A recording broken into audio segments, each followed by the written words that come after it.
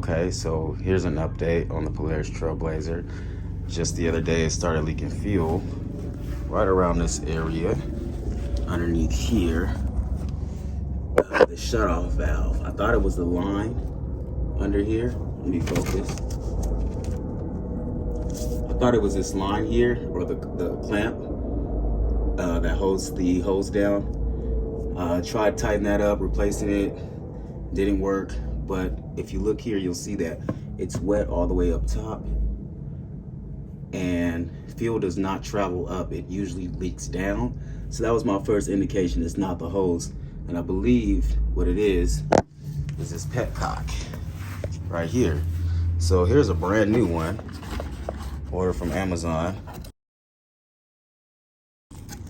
And this Petcock should fix that leak because it has a brand new gasket. That's usually what happens with that Petcock down there. On the old ones, the gasket usually goes bad, so you're most likely going to have to replace it. Here's a better angle. Actually, that's not a better angle. Here's the Petcock. It goes in there, and you're going to have to like pull it back. It is spring loaded. So let me actually try to do that once I get the hose off. First thing you're gonna want to do is take the hose off and let it drip into a container or something like you see here. It's already been doing that, so it should be almost empty, but you still want to drain the gas.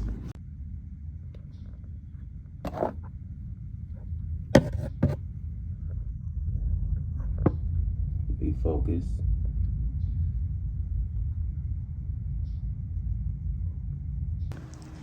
You'll be able to see I have it leaking out. I got a bottle here and a funnel. You're gonna need a funnel. That cup I had under there filled up really quick. Gas started getting everywhere, so to avoid that issue, you definitely wanna get a funnel, have a bottle ready. I had everything ready, but shit, I did not expect the gas to pour out as fast as it did. And if you're not prepared, you're gonna have a mess. But this is just concrete tile floor. No big deal, I can just clean that off. But if you're on the street, grass or some shit, yeah, be ready for a bunch of gas to just destroy your floor. All right, so waiting for that to finish draining out. Once it's done, we're gonna get the new part in and I'll show you guys how to do that. Stay tuned. So I was able to get the old part off, and the bolts in here. It uses a T27. That's what you're gonna need to get these bolts off. I recommend getting some gloves. It's gonna get greasy and lots of fuel, but this is what we were suspecting was the problem. This gasket, it looks pretty worn, and yeah, I'm just gonna replace it, and hopefully this fixes the problem. Let's check it out. So now the new Petcock has been installed. Once you spring that back, this is how you remove it from the old one, by the way. You just spring it, it's a spring loaded, so you just spring it back. Line it up with the new red filter, that red tip on there. Once you got it on there, lined up, usually in the same place that you left it, usually in the off position.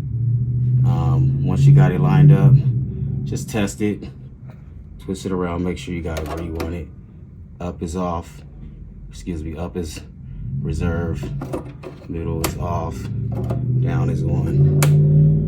The thing is, there's no gas in here, so I'm gonna put gas in here and then we're gonna see if this actually holds.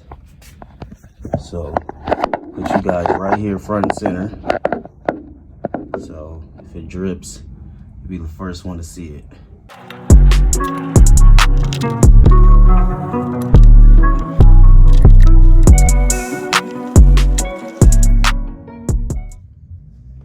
It's in the on position, no drip.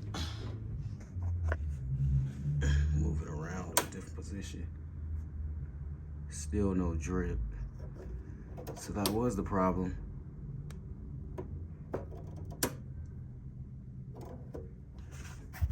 As you can see, no more drip.